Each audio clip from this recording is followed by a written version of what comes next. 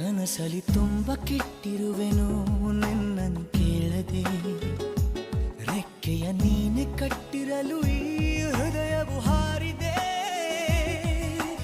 ನನ್ನ ಕೌತುಕ ಒಂದೊಂದೇ ಹೇಳಬೇಕು, ಆಲಿಸುವಾಗ ನೋಡು ನನ್ನನ್ನೇ ಸಾಕು.